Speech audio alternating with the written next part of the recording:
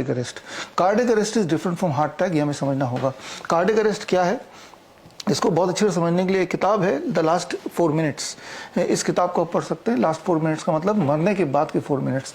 Cardiac arrest का मतलब मरना होता है, टेम्पररी डेथ, यानी कि टेम्पररी डेथ। कैसे ये डायग्नोस होता है कि इंसान मर चुका है, उसके लिए सिंपल 2 स्टेप याद रखिए, सिंपल 2 स्टेप। पहला, नो पल्स, अगर कोई पल्स नहीं आ रहा, जो कि आप 3-4 सेकंड में आप भाप सकते हैं, आप फील कर सकते हैं, नो ब्रेथ, सांसें नहीं आ रही। अगर no pulse no breath means the person is dead. लेकिन जब इंसान मर जाता है तो पहले 4 मिनट में उसको डेड बॉडी ना बोल के उसे बोलते हैं टेम्पररी डेथ, या उसे बोलते हैं कार्डियक अरेस्ट में चला गया। क्योंकि पहले 4 मिनट में आप वो इंसान सांस भी नहीं ले रहा, पल्स भी नहीं आ रही, बीपी भी 0 हो गया, इसका मतलब वो डेड ही हो गया। लेकिन उस बॉडी के अंदर इतने सारे न्यूट्रिएंट हैं, ऑक्सीजन इतना सारा ऑलरेडी रिजर्व है कि 4 मिनट में बिना किसी ऑक्सीजन के भी वो जिंदा रह सकता है। यानी कि आपके पास ले दे के वो 4 मिनट है, या यूं बोले 4 से 10 मिनट का टाइम है। 4 मिनट के अंदर अगर आपने रिवाइव करना शुरू कर दिया तो प्रॉब्ली विदाउट एनी डैमेज आप इंसान को जिंदा कर सकते हैं, जिंदा कर सकते हैं। सोचिए, वो क्लिनिकली डेड है, उसको जिंदा कर सकते हैं, और 4 से 10 मिनट से अधिक टाइम लग गया, या 10 मिनट तक टाइम लगे, 10 मिनट के बाद तो जिंदा हो ही नहीं सकता। 10 मिनट के 4 से 10 मिनट के बीच में अगर कहीं आपने इंटरवेंशन शुरू कर दिया तो विद सम डैमेज वो फिर भी जिंदा होने के चांसेस हैं। तो यहाँ पे आपको क्या करना है, यहाँ पे भी आपको यूज करना है pressure as medicine. That is the most powerful medicine, because यहाँ पे वो इंसान की जिंदगी बचा सकता है। तो एग्जैक्टली कैसे पता चलेगा the patient is in cardiac arrest? पहली बात तो मोरलेस कोई मूवमेंट नहीं होगी पेशेंट में, वो बिल्कुल एक डेड बॉडी की तरह पड़ा होगा। दूसरा, आप चेक करेंगे, जो कि 2 सेकंड के अंदर फटाफट करना है, क्योंकि कोई ब्रीदिंग, कोई सांसें आ रही हैं, कोई पल्स है, no breathing no pulse, the victim is motionless means he is clinically dead। और clinically dead को रिकवर करने के लिए पहला स्टेप, जो most important is you have to identify the pressure point. Pressure point क्या, ये जो निपल लाइन है, यहाँ से अगर ये एक लाइन जाती है और स्टर्नम क्रॉस करती है, तो जो पॉइंट है वो पॉइंट आपको 2-3 सेकंड में उसको लोकेट करना है। ये लोकेट आप तभी कर सकते हैं जब पहले से थोड़ी बहुत अपने घर पे एक यूं ही प्रैक्टिस, मॉक प्रैक्टिस किया हो।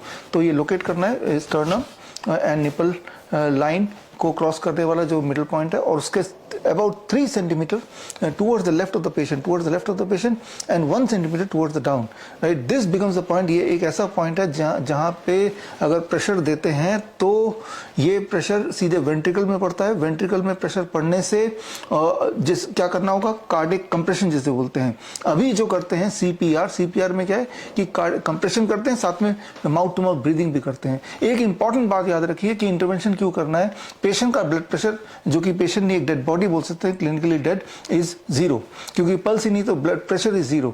ब्लड प्रेशर को किसी भी तरह से अगर 20 से ऊपर ले आए, सिस्टोलिक अगर 20 से ऊपर आ जाए, तो उसके जिंदा होने के चांसेस पूरी तरह बन जाते हैं, उसका सर्कुलेटरी सिस्टम स्विच ऑन हो जाता है।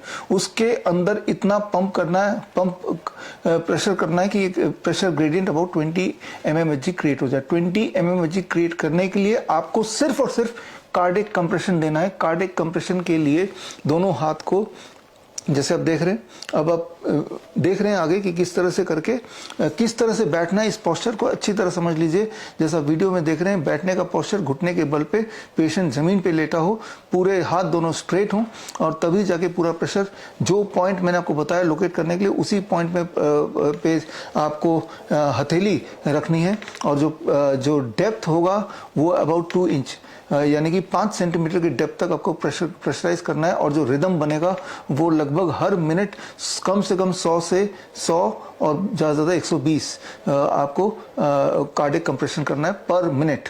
इस रफ्तार से जब करेंगे और लगातार करेंगे, इंटरमिटेंट कर लें, बीच में अगर छोड़ दिया माउथ टू माउथ ब्रीदिंग के बहाने, तो जो प्रेशर बिल्ड हुआ था वो दोबारा शून्य हो जाएगा, फिर रीबिल्ड करेंगे, फिर शून्य हो जाएगा। ऐसे में उसके रिवाइव होने के चांसेस बहुत ही माइनर, मे बी 1 और 2%। जबकि अगर आप लगातार सिर्फ कार्डियक कंप्रेशन करेंगे, जो है भी आसान, जिसमें माउथ टू माउथ ब्रीदिंग की फिक्र करने की जरूरत नहीं है, तो यही रिकवरी के चांसेस करीब 76% तक पहुंच सकता है। ऐसा इसके ये रिसर्च पेपर बताती है। वो रिसर्च पेपर अगर आपको पढ़ने हैं तो ये किताब मेरी द लास्ट 4 मिनट्स आप पढ़ सकते हैं, इसमें बड़ी डिटेल में मैंने दिया हुआ है। तो कार्डियक कंप्रेशन परफेक्टली करना है। Perfect cardiac compression is the depth about 5 centimetre and the frequency is about 1 stroke, about 2 stroke पर सेकेंड, यानी कि 1 मिनट में 100 से 120 स्ट्रोक हो जाए।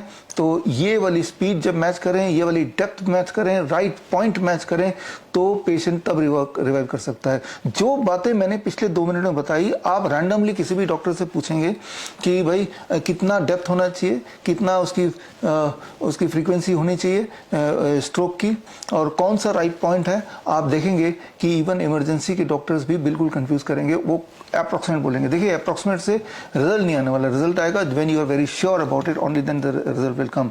तो this is the first step जो इमीडिएटली आपको करना है। जैसे ही आपने आइडेंटिफाई किया, आइडेंटिफाई करने के बाद याद रखिए कि उसके बॉडी में जो अमाउंट ऑफ ऑक्सीजन रहेगा वो 4 मिनट के अंदर खत्म हो जाना है। उसके बाद उसका बॉडी के एक एक ऑर्गन करके शट होते जाएंगे जैसे जैसे ऑक्सीजन खत्म होता जाएगा। यानी कि पहले 4 मिनट के अंदर ही आपको उससे पहले ही ये शुरू कर देना है। तो ये वीडियो जो आप देख रहे हैं, इस वीडियो को मैनिकिन पे आप देख रहे हैं, इसको बार बार देखिए। हो सके तो कोई मैनिकिन अगर आपके आसपास है उस पर प्रैक्टिस कीजिए। जिंदा इंसान पे प्रैक्टिस मत कीजिए, क्योंकि जिंदा इंसान के चेस्ट में ऑलरेडी हमारा ब्लड प्रेशर मान लो 120/80 है, तो ऑलरेडी एक प्रेशर है। इस प्रेशर में आप करेंगे तो आप हार्ट को डैमेज करेंगे। लेकिन जो डेड बॉडी है उसका प्रेशर 0 है, तो उसमें करेंगे तो धीरे धीरे प्रेशर बिल्ड होगा। जैसे जैसे प्रेशर बिल्ड होगा वैसे वैसे आपको कार्डियक कंप्रेशन करना धीरे धीरे मुश्किल होता जाएगा, आपको एहसास होता जाएगा। ये एक बात याद रखिए कि एक इंसान चाहे वो कितना ही पहलवान क्यों ना हो, वो कार्डियक कंप्रेशन 2 मिनट से अधिक नहीं कर सकता। जब अगर इसी स्पीड जो मैंने आपको बताया, इसी डेप्थ जो मैंने बताया, करेक्ट लोकेशन बताया, वो सब कुछ मेंटेन करना है, तो मैक्सिमम जो आपकी स्टेमिना होने के बावजूद भी 2 मिनट कर सकते हैं।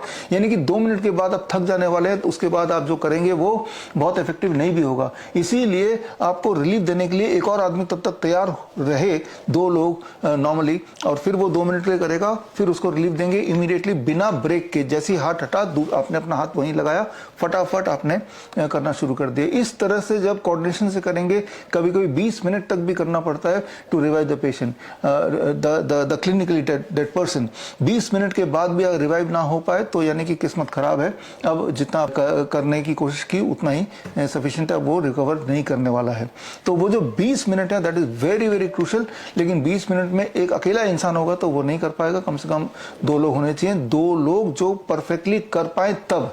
यानी कि इसकी प्रैक्टिस की बड़ी आवश्यकता है। प्रैक्टिस के लिए हमने अपने हॉस्पिटल्स में इवन नए डॉक्टर्स के लिए भी और जो पुराने उनके लिए भी कार्डियक कंप्रेशन बॉक्स बनाया हुआ है, ताकि टाइम टू टाइम वो प्रैक्टिस करें।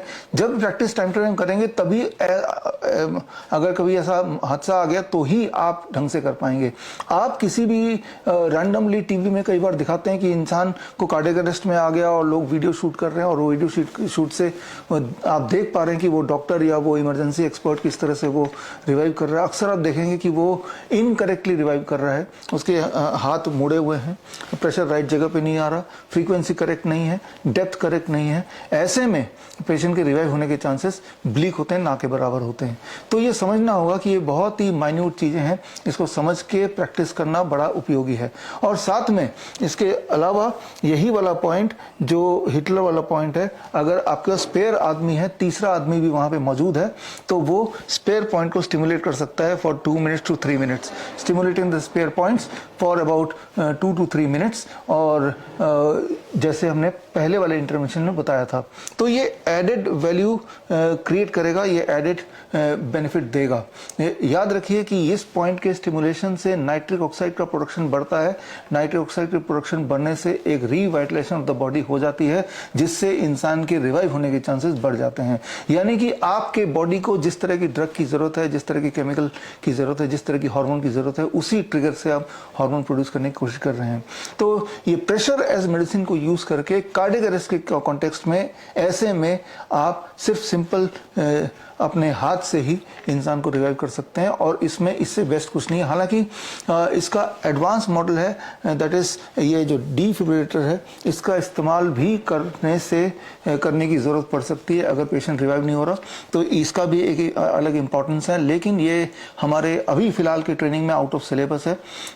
जगह जगह पे, एयरपोर्ट में, रेलवे स्टेशन में अक्सर आपने इस तरह का एक डब्बा देखा होगा।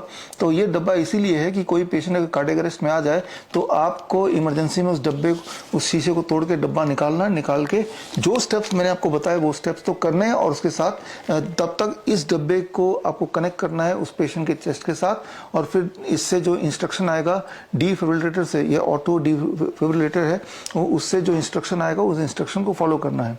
फिलहाल ये इस वाले ट्रेनिंग के आउट ऑफ सिलेबस इसलिए है क्योंकि ये तभी आप कर सकते हैं जब फिजिकली आप हमारे सामने हैं। तो अभी मैंने बात की आपको के साथ कि कार्डियक अरेस्ट अगर हो जाए तो क्या करना है। याद रखिए, cardiac arrest is not heart attack and heart attack is not brain stroke.